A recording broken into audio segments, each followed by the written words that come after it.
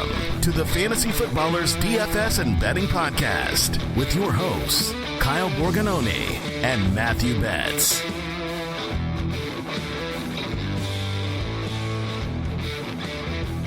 Welcome in. Friday, August 4th on the Fantasy Footballers DFS and Betting Podcast. I'm your host, Kyle Borganoni, and I am joined, as always, by Matthew DFS Sicko Betz. You know, I'm very proud of that nickname. That's one that I will embrace. And actually, today, I woke up and was scrolling on Twitter, checking if there's any news, and actually saw someone added me to a list on Twitter, or X, or whatever we're calling it these days, added me to the list, and it was called Fantasy Football Sickos. So I feel very seen. I feel slightly judged, but I'm also extremely proud to be on that list with other really good analysts. So I guess I am a sicko, and let's be honest, man, what you're referring to is the fact that I spent company hours trying to look at some maybe early values for week one DFS, and yes, it's barely August. So I am a sicko 6 weeks in advance. Can you imagine not analyzing DraftKings pricing 6 weeks early, Kyle? I literally, I couldn't. It could not be me. Couldn't be me either. And I know that it's a great conversation right now, especially with Monica. I'm sure your spouse is like, oh, yeah, why are you a sicko? And why are you looking at something that won't show up for, 6 more weeks? She loves that stuff. Oh, absolutely. It's like the meme of the couple, I think it's like at a baseball game, and assume a boyfriend, girlfriend. He's got his arm around her, like talking really close. He's got these super cool sunglasses on, and it's super funny to be like, what is he telling her? And that's definitely me at dinner. Like, hey, honey, did you see Deebo Samuel's price in week one? He is primed for a bounce back season. And Brock Purdy looks healthy. Like, this is a good play. It's a great meme. They're also It's at an Astros game. Astros game, right. Nothing better than piling on Astros people, because anyway, on this episode, we will kind of talk about week one salaries, kind of dip our toes in the water. Betz put out an article on the site if you want to look at that early. Way too early look at DraftKings salaries. But the main part of this show is we're getting to talk to Warren Sharp. You'll get to hear that interview coming up about some futures and win totals bets. We'll talk about some of our most polarizing teams for 2023. Earlier on in the summer, you got to hear us give our win totals takes, our strongest ones. In the DFS past, we also have given some season-long props. So I think that conversation will be really helpful to kind of solidify. And last year, two of our biggest bets that we had, and one was Cardinals under and Vikings to win the division. And I feel like that was something that we felt on our own. And then when we coupled that with Warren's analysis, it felt like a smash for both of us. So excited for that interview. If you want to follow us, you can follow Betz at the Fantasy PT on Twitter. I'm at Kyle_Borg. We will start releasing more and more DFS strategy, DFS content as we get into August. We have some upcoming episodes to talk about cash strategy, GPP strategy, DFS goals, which is one of my favorite episodes to kind of prep people like, hey, let's remember how this goes, how to have a mindset that DFS is tough and that you need to think about it for the long haul. So you can get all of that in the Ultimate Draft Kit Plus. UltimateDraftKit.com is where all of our DFS Pass content lives. But I wanted to quickly, before we get into Warren's interview, discuss the week one DraftKings salaries. I happen to be online bets right when those came out, which, I'm not logged off, right? I'm always Never. on. You're literally always logged on. I don't think I've ever seen you log off in your entire life. I just happened to be on when they released, and I was like, okay, it's happening. The Michael Scott, it's happening gif. And I went through the salaries, got to, sort them, conditionally format them, post them out really quickly. And I said, hey, I have zero thoughts on this. I'm just posting it, and I'll look at it this weekend. And I've looked at it a little bit, but the main place that I looked at is your article that's on the site. So let's quickly talk about some names that stand out. And guys, we're going to talk about this ad nauseum. Okay. We're going to have so many articles. We're going to have so many podcasts just on this first week that really we might over engineer the first week. Like that's the danger of salaries coming out 6 weeks early, as opposed to, hey, they come out on Tuesdays and we get to look at them there. But Betz, so give me a couple players that stand out for week one. Yeah, it's super fun to do this process, but this is not advice, so no one should be setting lineups right now.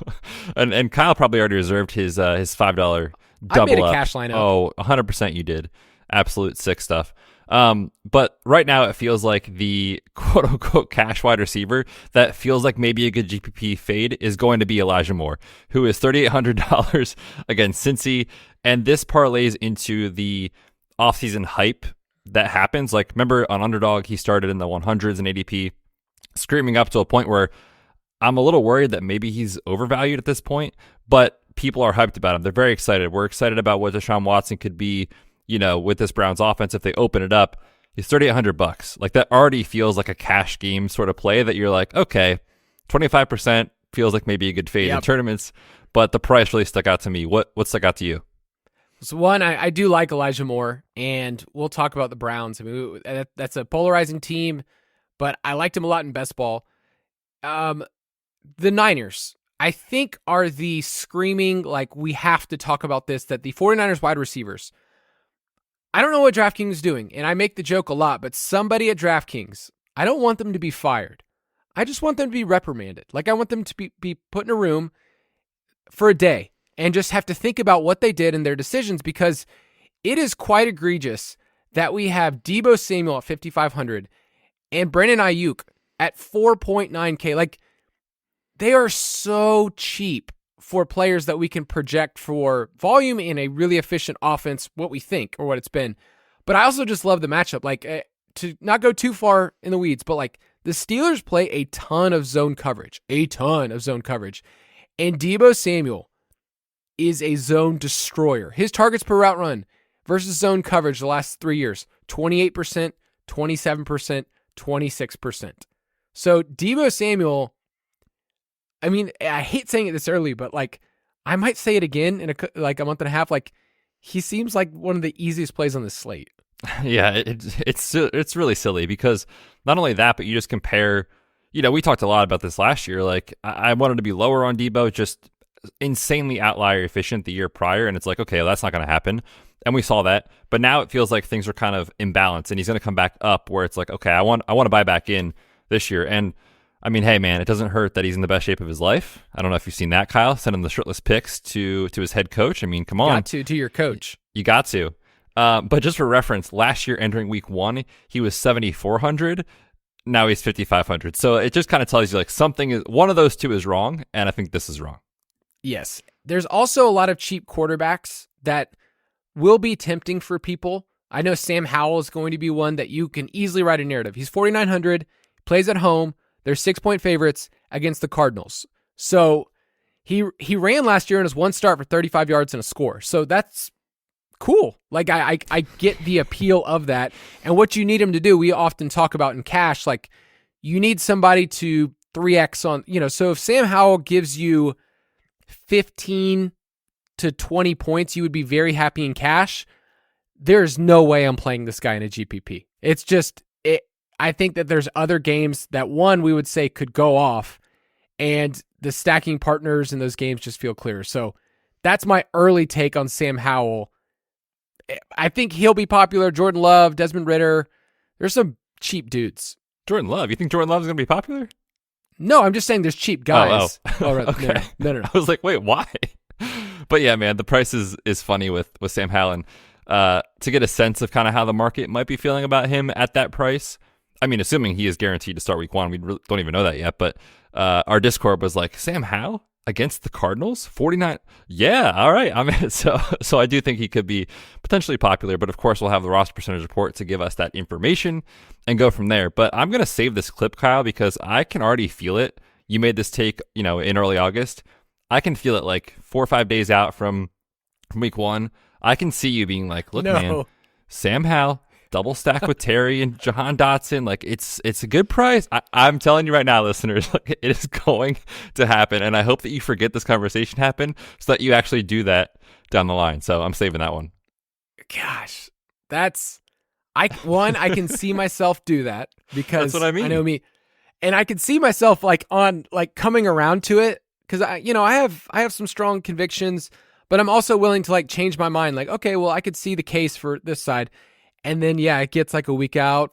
couple days, like, hey man, I might be playing this in a GPP, but he's gonna be popular, right? I think just because of the price, and I mean, we all think the Cardinals are going to be terrible. They have minimal talent on the defensive side of the ball. I think that those two things will make him somewhat popular for a quarterback. Yeah. Yeah. Narratives for week 1 start to carry over because people start to turn their attention after their fantasy drafts into, okay, well, let's look at week one. Let's actually see what's going to happen. And yeah, the Cardinals are going to be a laughing stock. I think in general, we've kind of been against them for a while, but in DFS, that just sounds like an easy fade to me. Marquez Callaway, man, like he's tearing up in preseason, and then all of a sudden, so there's a lot of different narratives. There's lots of games preview, all of those things. So you can get all the strategy, our week 1 articles for DraftKings, for FanDuel, some tournament articles, and our new optimizer, which Betz and I have gotten to play around with. We'll have a tutorial video out for you guys in the DFS Pass, and you can start playing around soon with week 1 salary stacking options. This is a robust optimizer this year, and I'm just excited for people to play around with it. I feel like for a while, people are like, I think this thing should just spit out a winning lineup for me. It's like, no, you got to actually learn what it does and tweak the settings. And so we have that for you guys this year. It's upgraded. We're really excited to bring that. Any last thoughts on the DFS Pass and optimizer Betz? Yeah, I mean, the optimizer, I'm very excited about it. And, we heard from the folks, like the optimizer that was in there the past couple of years, it wasn't great. I mean, we can be honest about that. So we heard you guys, we upgraded it, and I think it is going to be very helpful this year. So if you haven't checked it out, it'll be out very soon. You can play around with it, like Kyle said, get familiar, so you're really ready to rock when we get into the regular season. You get the cadence, what buttons to click, et cetera, et cetera. So it's good, man. I'm excited. I played around with it the other day, but very, very excited. This just gets me hyped for NFL season. So if you haven't gotten the DFS Pass yet as part of the UDK Plus, make sure to get up in there. All right, let's get in our interview with Warren Sharp. You talking to me?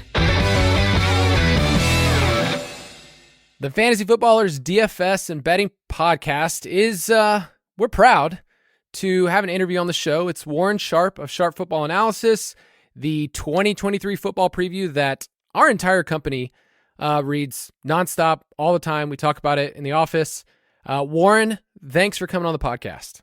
Yeah, thanks for having me, guys. Really respect your company. I think you guys do a great job, and certainly happy to talk a little bit about the book with you guys and talk about a few teams here. So you finished, I mean, the labor of love for you is like May, April, May, June, just like you are shut up, writing this thing, researching, and then you get to take a little time at the beach. So have you kind of refreshed yourself just a little bit as we go into like training camp? I have, I'm kind of a workaholic. So when I'm there, I'm always like thinking it's unhealthy, but I'm thinking about like what I could be doing or what I might want to tweet or what I might want to like write about when I get back. But absolutely, feeling good, feeling excited about this upcoming season. I do feel like I have a good, kind of knowledge base because of all the work that I put in to write this book about the upcoming season. And I think that's part of the reason why some of our futures historically have done pretty well, is because I'm spending so much time writing this book and trying to dig into all of these teams and talking to some of the coaches and just getting a better understanding as to what they're going to do this season and what then I can project for them. But I'm always, one of the best days of the year is just being done with the book and like sharing it with people, because then I get to do fun shows like this one. I get to talk about some of the big takeaways that I uncovered, and it's definitely like a different vibe and different flow. And the fun part is like now other people can get the book in their hands and start preparing for the upcoming season, and they're doing the studying. And I feel like I'm giving them a little bit of an edge to doing that. So, if you're interested, you can find a copy of the book. We created a neat little URL. It's just called sharp.football. And you can just go and get your copy of the book there. And by the way, I should get a couple hard copies over to you guys. We'll sync up afterwards. Maybe one for you guys to share, one for the rest of the guys in your office. But we are giving away some hard copies. I'm going to do several giveaways every single week through August. to get some hard copies in people's hands, but the book that we're selling is a PDF. Yeah, and it is, I mean, it's a monster. like you need to take time off work to finish reading this. It's been incredible. It's been so much fun, and the information in there is insane. But one thing that Kyle and I have talked with our listeners about, is trying to find a process to, whether it's playing DFS, whether it's betting, preparing for their fantasy drafts, whatever it is. Can you talk about kind of your process and what goes into the book? You don't have to go into full detail, obviously that would take forever, but kind of the process of where you start, what information you choose to include, or kind of your path to get to where it is in the end.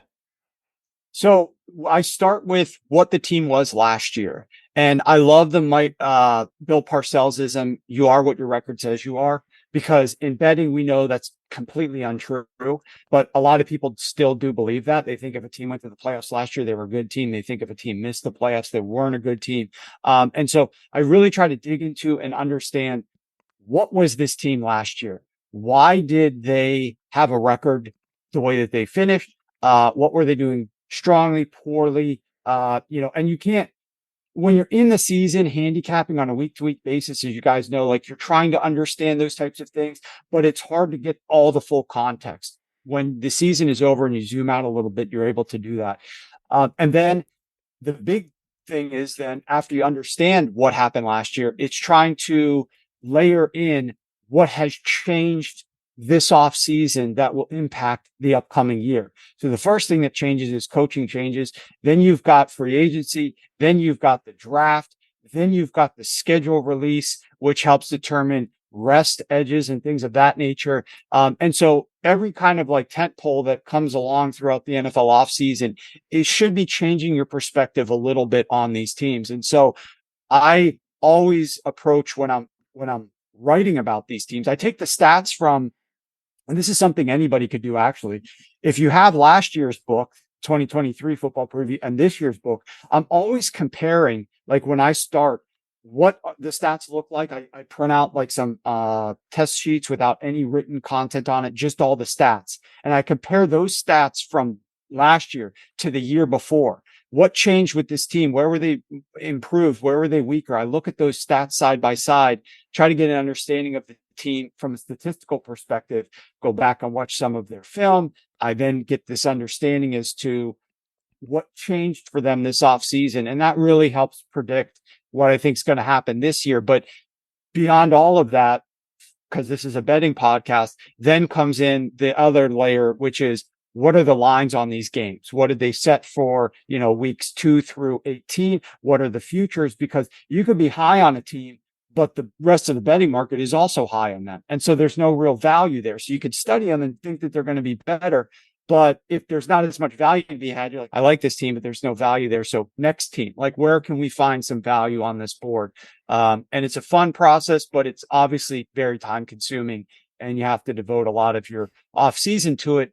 But it really puts you in a great position, not only to have success in the futures market, but also to be prepared for those first, month of the season, and be in better position. There's so much overreaction that happens after week 1 into week 2 that you're better prepared to deal with that and spot some of those inconsistencies on those adjustments if you have a firmer understanding as to what this team really is, so that you can pinpoint over or under performance that's not going to replicate into week 2.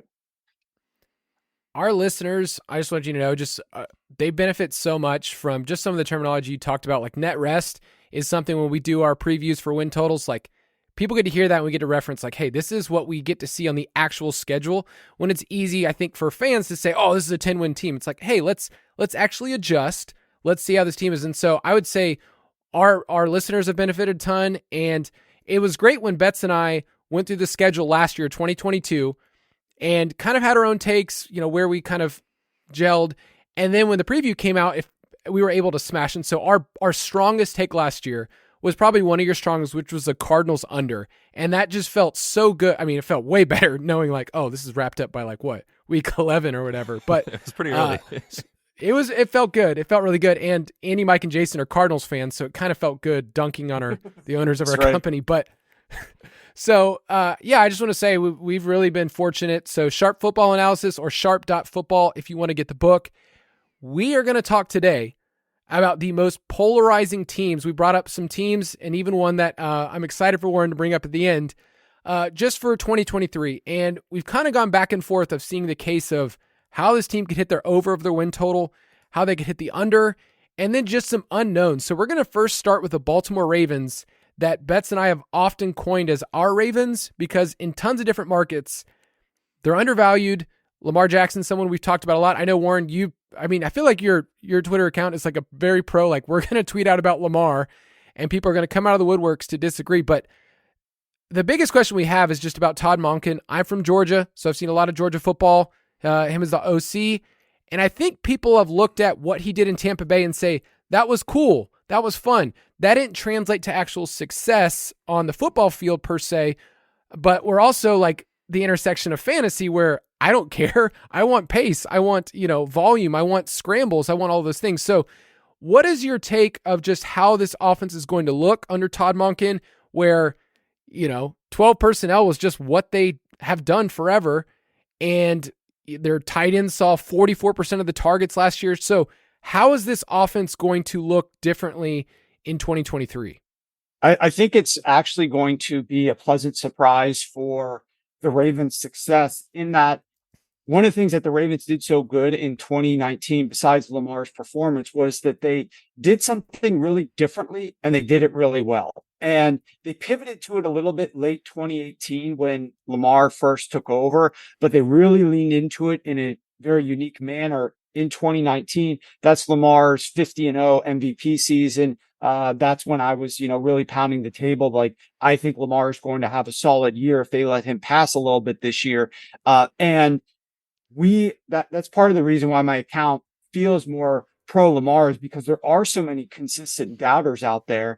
And I have to constantly remind them of the truth as to how this team wins games when Lamar is out there and what Lamar is actually doing in the NFL. And there's just so many people that don't like him. He's like one of the most hot button quarterbacks out there. But in terms of what this offense is going to do differently, I really feel like under Greg Roman, when I said that they do something differently and do it well, that was great in 2019, worked a little bit in 2020, but started to get stale. Like it no longer was really different because everybody could expect it. In 2021 and 2022, not all of the problem was on Greg Roman because the front office was not getting Lamar any weapons at all. They had the wide receiving core was terrible. That's why you saw those 44% targets to tight ends. That's why you see such a high run rate. But Greg Roman just got so stale and predictable in situational football as well as in game planning. Like you understood what this team was going to present to you.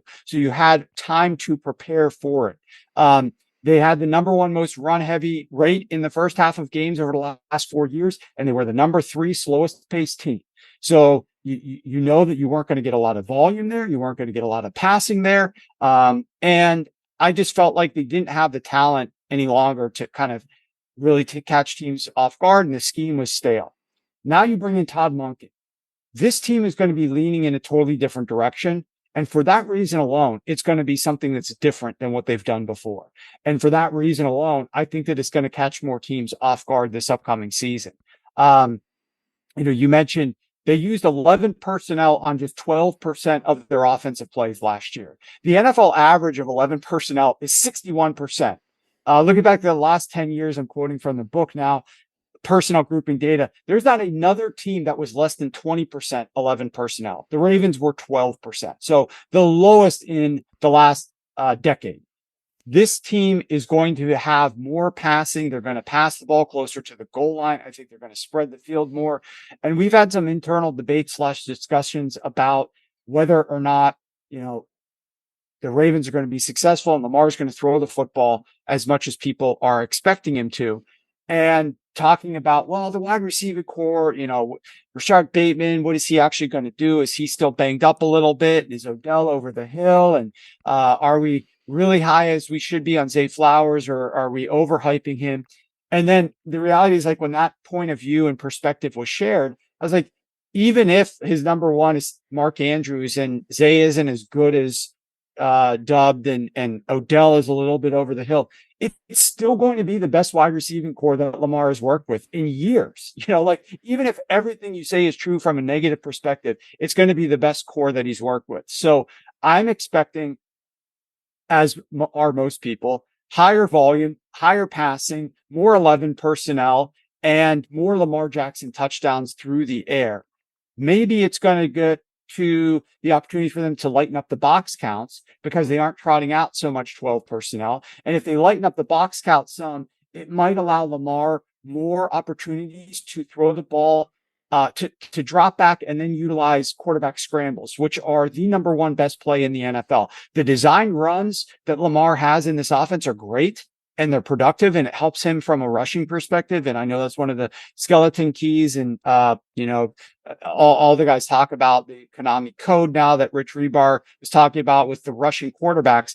However, the real way that you get quarterback efficiency on the ground, the best way is on the design pass plays where there's a run lane that's open. And if Lamar's pass rate is higher and they're spreading the field a little bit more and the box counts are lighter, I truly expect that he'll have more opportunities to take off and scramble when there's open run lanes. And these aren't runs that are going to get like 6, 7, 8 yards. These are runs that are going to get like 8, 9, 10, 15 yards. Like they are explosive runs, and they average more yards across the league. A quarterback scramble averages more yards than a quarterback pass attempt. So these types of plays, now they can utilize them a little bit more frequently. Lamar will be able to pivot to those. I just think, if you think, oh, well, his rushing might go down because they might not call as many designed runs. That could be true. Less designed runs, more quarterback scrambles, in my opinion. These are going to be more efficient. I think he's a great bet in fantasy. I think he's a great bet from a, props perspective over his passing touchdowns, etc. I think he's in for a big year. You can't predict injuries. Yes, he has gotten injured. The team always wins games when he's out there. And they're always like in first, second, third place in the AFC to the end of the year before he goes down with an injury. I mean, cross our fingers, hope that it doesn't repeat itself. You can choose to bet that he's going to get injured again and not buy any Lamar. I'm not going to be in that camp. I'm going to hope that this year is a little bit different. And I still think even if he might miss a game or two, that he can exceed some of his props that are out there right now. Yeah, this is music to our ears. Absolutely. Because I mean, from like a fantasy perspective, he kind of goes as like tier 2 quarterback. It's like behind, Mahomes and Josh Allen and Jalen Hurts, who you can't really poke holes in. Like, they're incredible, but their opportunity cost, like we talk about in drafts, is higher. You can get Lamar a full round or two later, and I think he's a good bet to lead the league at, as QB1 in fantasy if we get the passing upgrade and we get those scrambles like you talked about to help offset maybe less designed runs. But yeah, when you were talking about the talent, like you said, with these guys, Inze, OBJ, and Bateman, like they were trotting out Sammy Watkins, Demarcus Robinson, James Prochet's of the world, and no disrespect to those guys, but that's very different, right? And Devin Duvernay was their leading target in the end zone last year. Their overall leading target was Demarcus Robinson. That's crazy. We are talking about people that aren't anywhere close to where that should be in the NFL right now. And the other thing that's interesting to note, what we've heard the last couple of days, is still this continued refrain, this like slow and steady drumbeat that John Harbaugh does not know what the hell is going on with J.K. Dobbins. Yeah. And, I don't know that that's true that he doesn't know what's going on, but like I read just last night that Melvin Gordon signed to the Ravens and didn't even know that J.K. Dobbins was quote unquote holding in. Like he didn't even know what the situation was there, but J.K. Dobbins is out there, but he's not practicing at all. And if your number one running back is not taking reps and is not practicing, like, do we think that we're going to call more runs than Greg Roman was down near the goal line this upcoming year with like that stable of running backs? And even if J.K. Dobbins is kind of a big question mark, no, I think we're going to call more passes. And so I think that's even more reason to be backing Lamar the longer this whole J.K. Dobbins thing goes on, which I don't know what the ending is there. I don't have a crystal ball to predict that, but it's certainly a weird situation. Yeah, no doubt about it. And like you said, just following the moves, the personnel moves, and the J.K. Dobbins injury holding makes a ton of sense. We were on about a month ago, maybe, Kyle, maybe a month and a half. We found just like, perusing some like long shot odds. We're like, oh, Lamar Jackson to lead the NFL in passing touchdowns was like 75-1 price next to CJ Stroud Baker. and Brock Purdy and Baker Mayfield. And we were like, that seems wrong. Let's jump on that. So we got that. I think that moved maybe to like 50-1 or something like that, but I think it's still a good bet based off those odds and what you're saying. So let's stick in the division. Let's talk about a team that I feel like people are kind of stuck on. And people are saying this team, they always have a winning record. They never lose. They're always on the cusp of the playoffs. But I struggle to see the ceiling with the Steelers. So talk to me about what's going on in Pittsburgh. Yeah, they were a team. I didn't love this bet, but I kind of felt like it was a good bet to make. And that's just that the Steelers are going to miss the playoffs this year. And it's in part because of who the Steelers are. And then it's in part because of what the rest of that division and the overall conference is this year. I just feel like a lot of these other teams have taken steps to becoming better in more meaningful ways than the Steelers have. The Steelers' step to becoming better this year is primarily the hope that Kenny Pickett takes that year two leap that we see a lot of quarterbacks take. But other than that, he is still handcuffed to his offense coordinator, Matt Canada. And it's always so fun, but also so challenging when I'm typing up, here's quarterback rankings for this random metric, and I tweet out a list of different quarterback rankings. Quarterbacks are so closely tied to their offensive coordinator. It's hard to separate the two.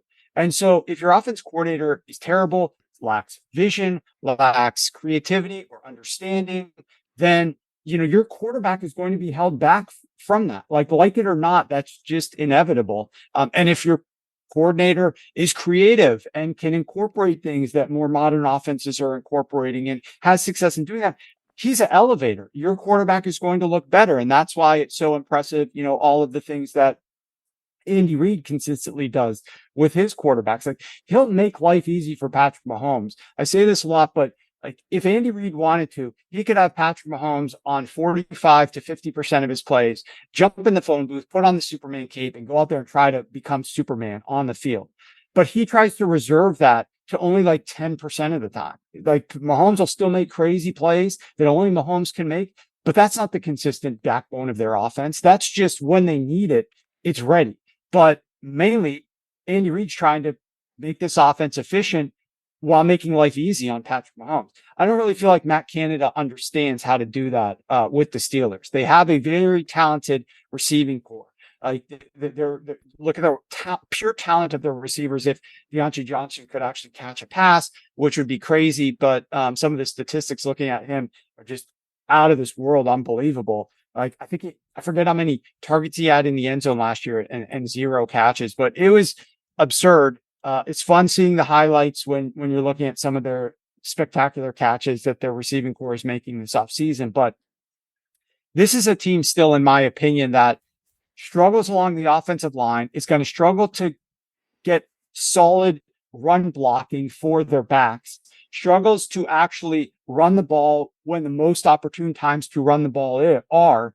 And then last year, the thing that scares me the most was I looked back at Kenny Pickett and I compared him to the last 64 first-round quarterbacks that were drafted that had at least 200 attempts their rookie year.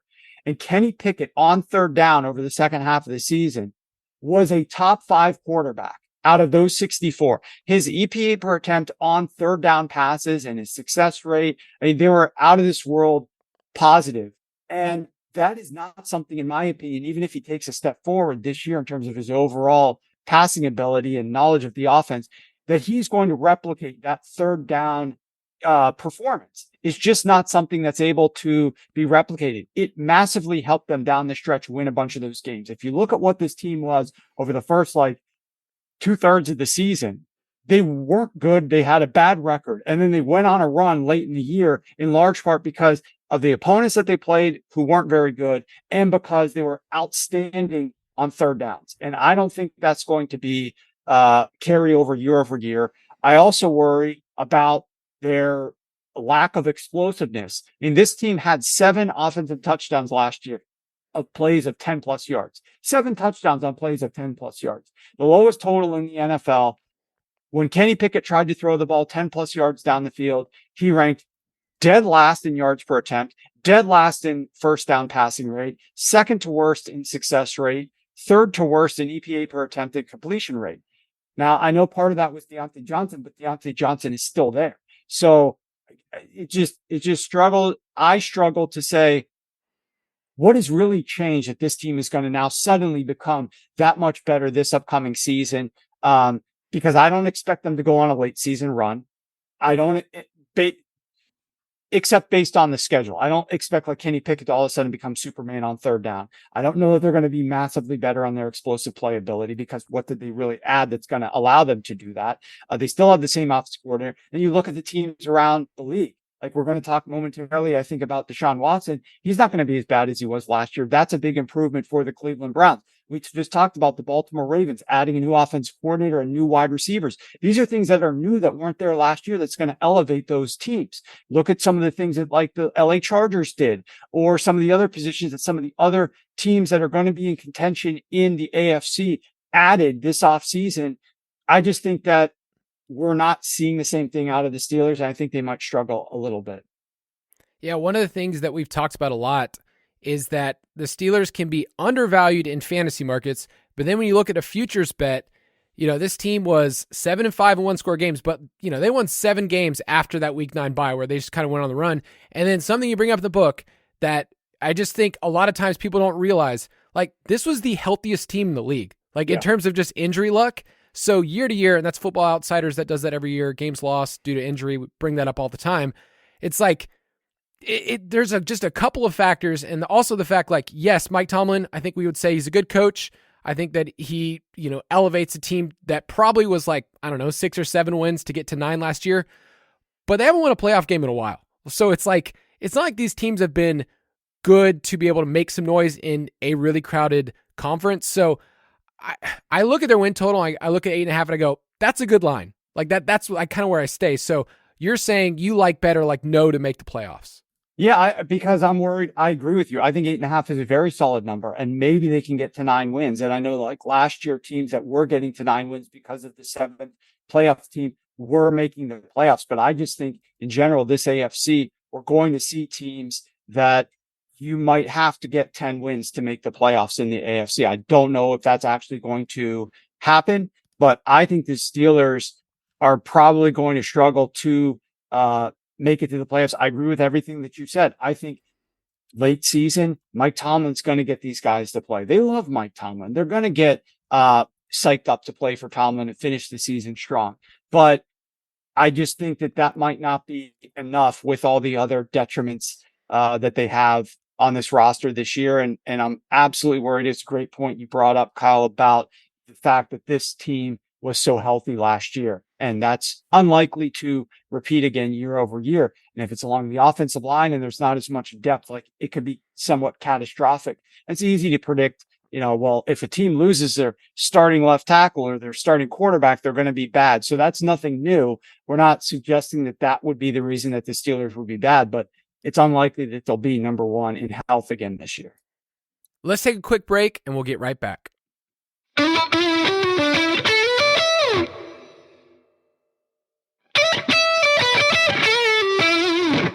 You mentioned the Browns. We're going to stay in the AFC North, and we mentioned this in the divisional preview, early in May. This was a tougher division than people realized. Everybody went 3-3 in their division last year, even though you look at the Bengals and think they were just the class of the division.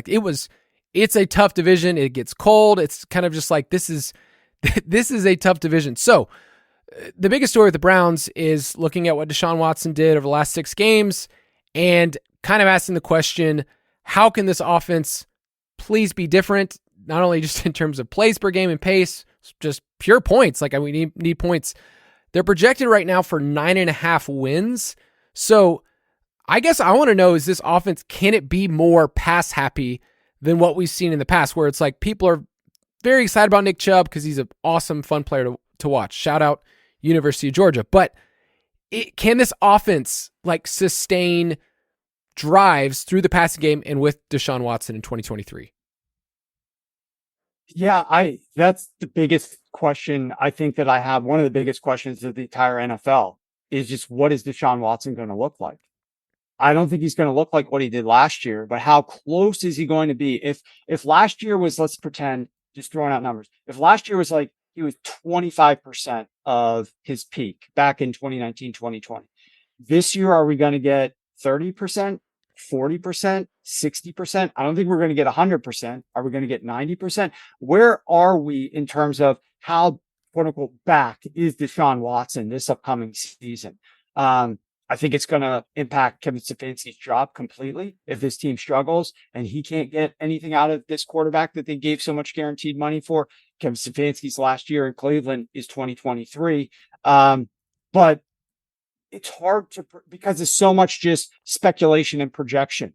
I mean, I think Watson's behavior was abhorrent. Like, you're not going to catch me saying anything really positive about anything that he was doing last year. I was definitely, or in the past, I was definitely critical of him.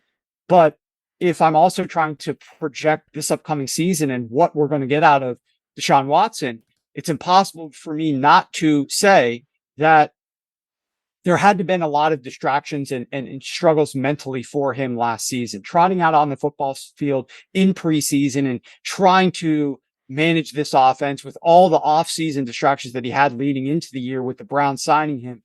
What had to have been like a ton of difficulty for him. And then he's out for the entire season. I'm sure he's probably watching things on film those first 10 games that he's out, just looking at things and studying. And the Browns, meanwhile, they're trying to get their starting quarterback ready for these games. And so Watson's probably, oh, I could do that differently. I could do, like, thinking that he's better than what he really is. Then he gets out there on the field and all of a sudden the game speed is so much different than what he was expecting it to be. And his performance ended up struggling massively. So, like, I'm not giving him passes for that. And I think he should have been better prepared than what he was clearly last year. That's some on him, mostly on him, some on the coaching staff, I'm sure. But if you look at, when we study year to year change, I was tweeting out a thread yesterday about all of Deshaun Watson's longest pass attempts last year. He threw 9 passes that were like 21 plus yards. Every single one of them was either incomplete or an interception. And I tweeted out some numbers that followed up. He had the NFL's worst performance on passes over 20 yards last year that we saw last season. And I looked at, I think it was like 604 quarterbacks since 2005 have thrown the ball at least 150 times or whatever. And his was second to worst. Out of those 600 plus quarterbacks, his was second to worst. Only Mike Glennon had a season that was worse than what Deshaun Watson had last year, throwing the football down the field. So that's something that obviously was embarrassing and looks funny on tape now, and we can point at. But do we actually think that's going to happen again this year to that degree? Probably not. Like, deep passes are going to regress a little bit. Second thing that's going to regress out of 3 is, in my opinion, he completed only 8 passes that he threw into the end zone. That was by far the worst in the end zone, worst in the NFL. 8% of his passes thrown into the end zone were completions. That will regress this year. It's inevitable. It cannot continue again. And then the third thing is, on third down, another really high leverage situation. High leverage is deep passes, high leverage is down in the red zone, throwing stuff into the end zone, and high leverage is on third down. He had the second worst completion rate on third down out of any quarterback. So I think these things are going to regress in their favor, which means that the Browns are going to be better this year and Watson is going to perform better this year. I have massive questions, though, about what this offense is actually going to look like. I wrote a lot in the book, and I won't dig into all the details here about how they actually made a surprisingly big mistake with their usage of 12 personnel, letting Austin Hooper go, not really replacing him, expecting that they were going to get production out of Harrison Bryant, who they drafted, and Harrison Bryant was terrible. They therefore couldn't use a lot of 12 personnel last year. When they tried to use it, Nick Chubb couldn't run the ball, and Nick Chubb really wasn't very efficient running the football out of 11 personnel last season. He was much better running out of 12 personnel, but they couldn't do it as much. They didn't get any new production they didn't really sign any new tight ends this year, with the exception of, what's his name? His name is escaping my mind. From Houston, Jordan Akins, who I don't think is going to be that difference maker. I expect them to use a lot more 11 personnel And as a result, like they're going to have to figure out how to get production out of their run game from 11 personnel. So it sounds surprising because like Nick Chubb, in my opinion, is like one of the most talented runners in the NFL. I'm sure that they're going to be able to figure this out, but they weren't having success doing it last year. So it's something that they're going to have to work more on. I love the move to bring in Elijah Moore, but there's naturally questions about like, why wasn't he productive? I think the biggest reason is just point your finger at Zach Wilson. But other than that, I mean, this team has a lot of questions this year. And the only thing I can say is this: they have by far the most expensive roster in the offensive roster in the NFL. They are up at the top in offensive line spending, in receiver spending, obviously in quarterback spending, in running back spending. They have the third highest overall cash that they are spending on their total roster in general. If they can't get elevation out of Deshaun Watson this year, because remember, Watson restructured his contract, is taking much less money against the cap this year, and they pushed it all till next year. So like the next 3 years, his cap hits are ridiculous, even worse than they were before.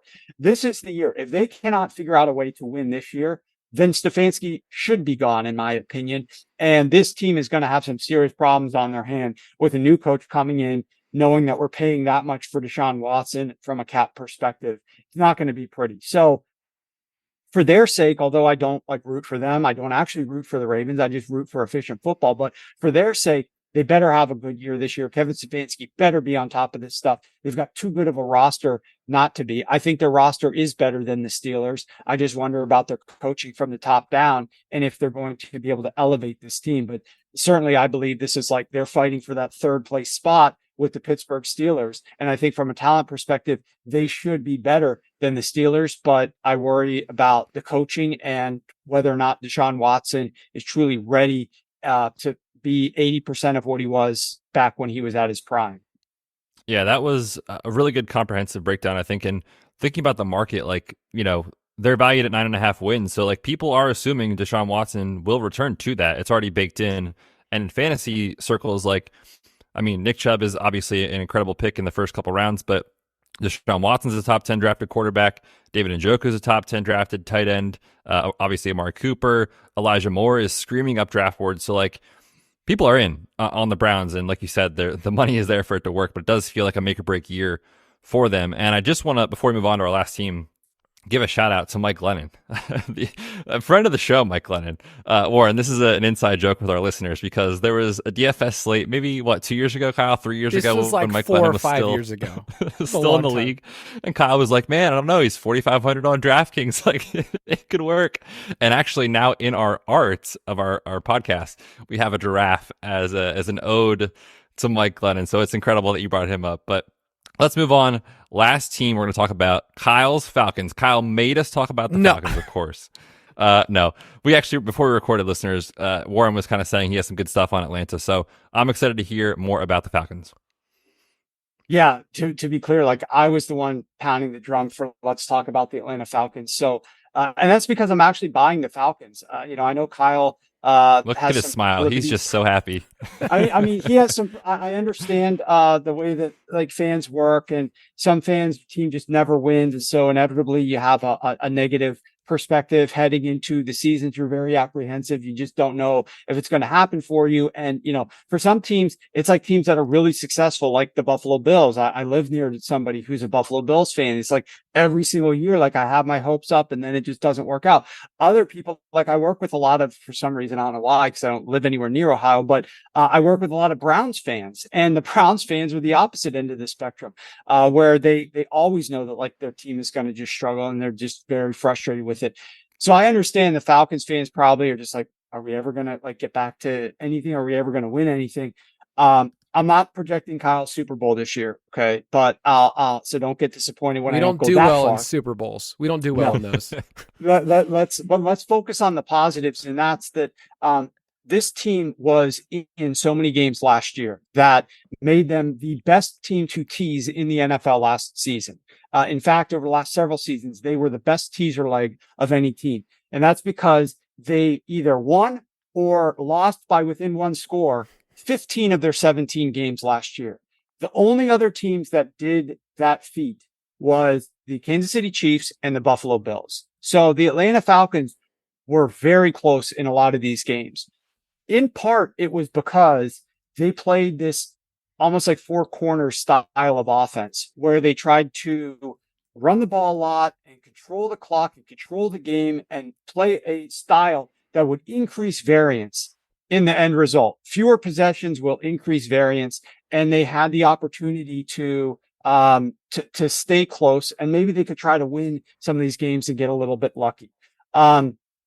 We know they only won 7 games, but this was a team that was eating an insane amount of dead cap last year. Second most in the NFL. They had, I want to say it was like $85 million in dead cap. It was more dead cap than they spent on offensive roster. It was more dead cap than they spent on their defensive roster. It was an absurd amount of dead cap.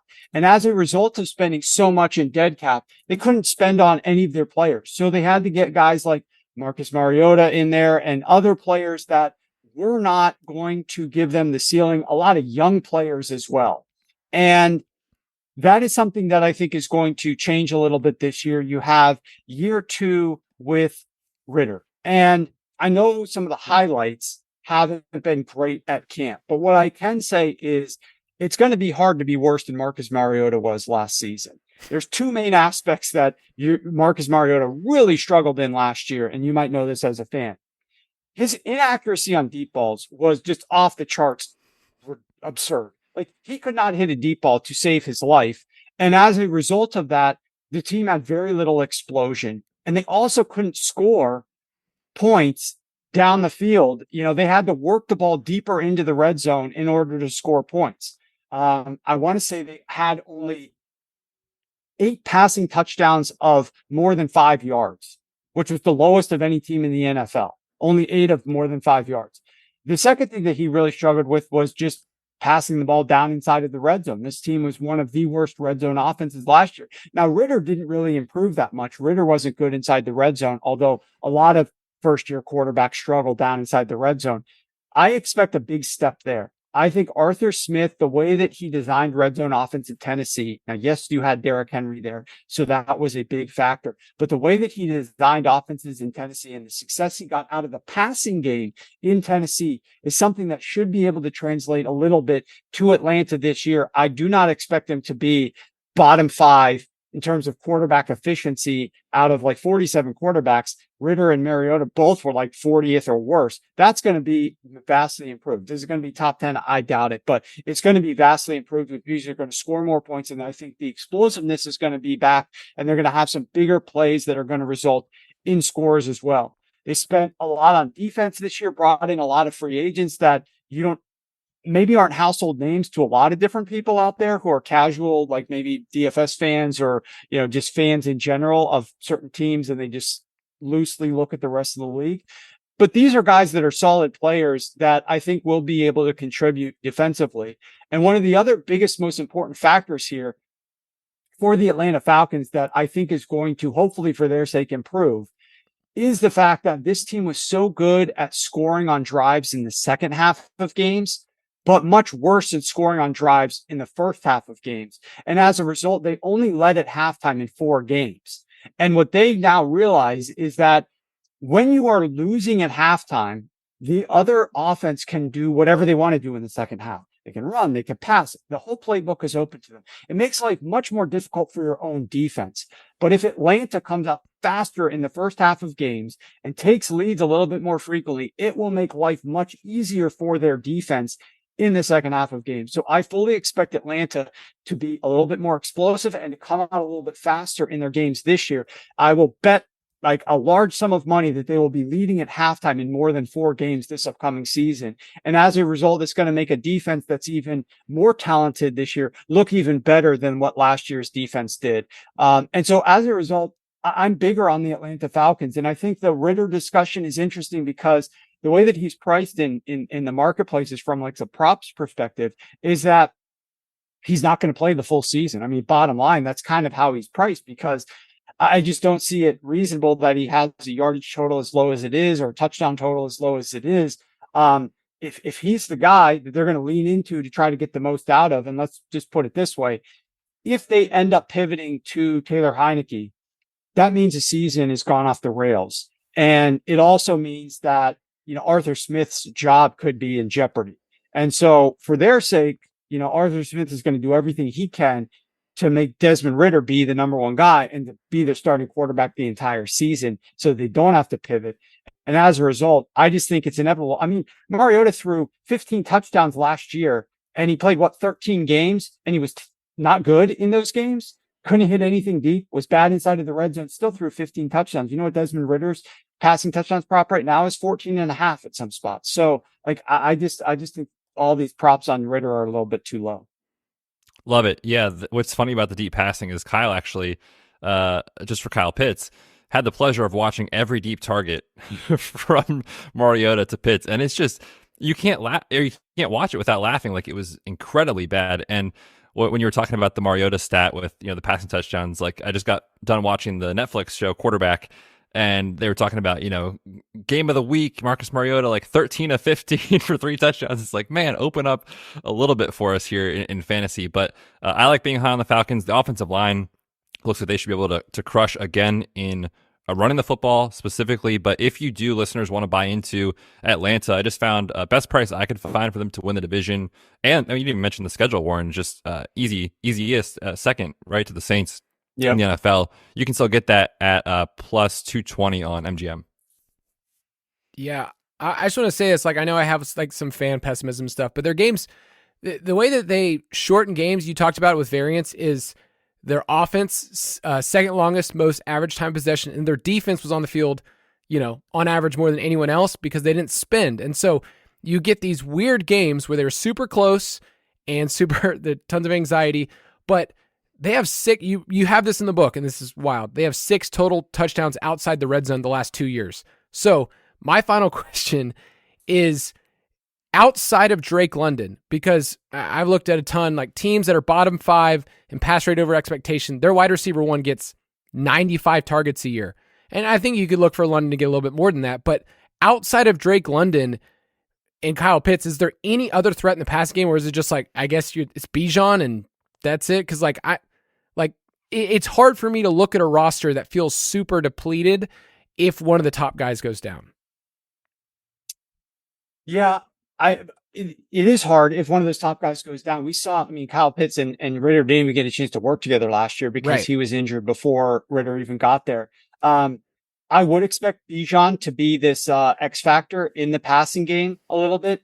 But you didn't mention Mac Hollins, who I know he's a weird character we were talking about on the pre-show, and, requests everybody eats with their hands or whatever he's doing. But he is a physical specimen. And if you can get both London and Pitts out there on the field together, then it will present some potential matchup advantages just from a size and physical skill perspective that Mac Hollins might possess. You're still going to need an accurate enough pass from Ridder. You're still going to need some other factors to come into play there. But on a game-to-game basis, situationally, I could see buying into a little bit of the fact that Mac Hollins might be good for a touchdown in this matchup versus this DB. But I think it's going to take a collective effort from this team to see success. Now, I don't expect this team to pivot to one of the most pass heavy offenses or anywhere close to that.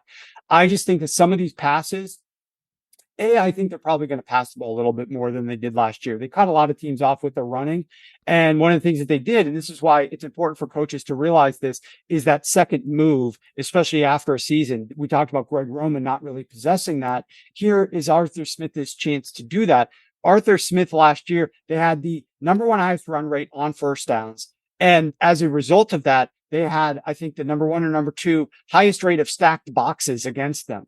And yet they still were able to run the ball efficiently against those stacked boxes, like one of the best NFL offenses running the football despite all the stacked boxes. That creates a ton of one-on-one matchups in the passing game if they want to then use play action and pass off of that. Last year, they passed on first down with play action at the highest rate of anybody utilizing play action on first downs. But maybe we see them shift from, let's throw out some numbers, 65% run, I'm just making this up, to 60% run, still utilizing the same rate of play action, but now you're actually calling a few more pass plays in here that have higher upside to be explosive because they had the highest EPA per pass attempt on first down. They just didn't throw it much, but those passes were down the field and having some semblance of success. Now, not the explosive variety, like 20 plus yards through the air, but they were making a difference for this offense, and it helped them.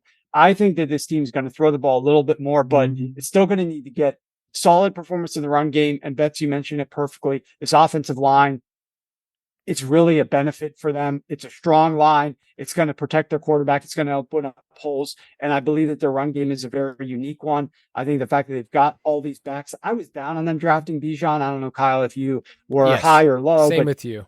Okay. So I felt like it could have gone in a different direction there. Now that he's there though, like I do expect added efficiency offensively because of him. Like, could they have drafted a different player, different position and helped their offense a little bit more? It's possible, but like if they use Bijan in the passing game and they get a lot of mismatches, which Arthur Smith he's a really good tactician. Like the way that he thinks of the game and the way that he approaches the game and just how he thinks about things. He's not as much in the data like all of us, like you and I and a lot of the guys in the fantasy space or the betting space are, not as much into the strong usage of analytics, but the way he thinks about the game is in the same line, the same vein of understanding what works, what doesn't work, and how to get some of these mismatches. And so I hope for their sake, I hope for your sake, Kyle, that they improve. I think, and I also hope for my own sake, because I've bet them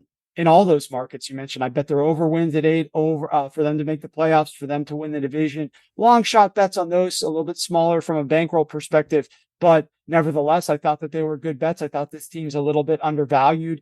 As I finished writing all 32 teams up like earlier this summer, I was like, I think the Falcons have a decent shot. And you mentioned the schedule, and I just think that they're ready this year to take that next step. Arthur Smith and this GM were put into a tough situation by Thomas Dimitroff. When they took over, they had some tough decisions to make. They had to eat a lot of dead cap. They're finally out of all of that. And so it's really a big, important season for this staff, in my opinion. Yeah. Matt Ryan was $41 million last year to go play for someone else. The last thing I'll say about our schedule, the Falcons schedules, and this is in Warren's book, they're the only team without a single game with a rest advantage. And I saw that. I was like, why? Of all teams. Anyway. They got screwed. They've gotten screwed in the past as well, like last year and the year before. And I could tell you, their staff is using that as whatever motivation they can get out of it. They're aware of it. They're aware that they have not gotten any breaks from a schedule perspective as it relates to getting rest.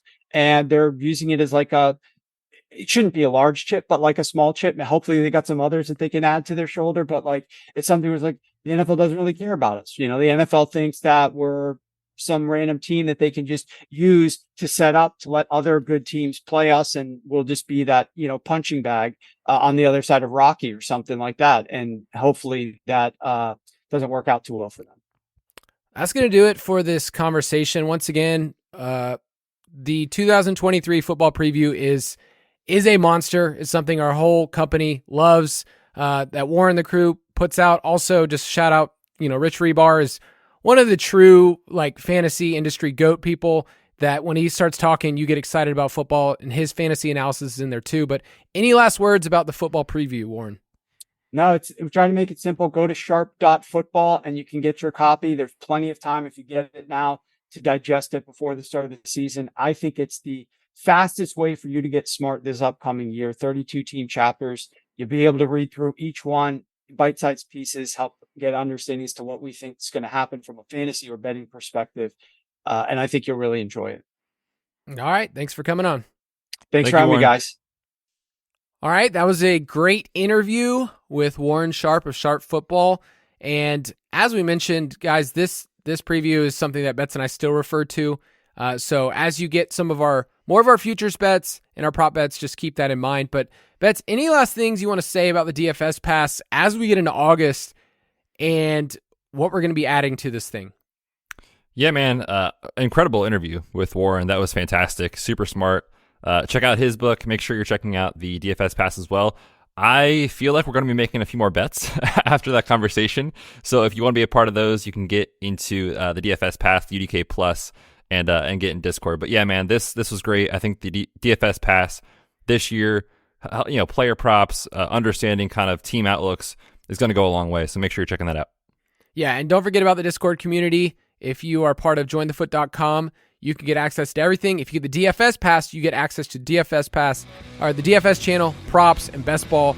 We have conversation going every single day in that channel. Betz, sign us off for a good weekend. Yes, sir. I'm excited about this weekend. It should be fun. Nice weather, maybe mowing the lawn, Kyle. I mean, what could be better than that? But listeners, enjoy. Hope you all have a great weekend. We'll catch you next Friday.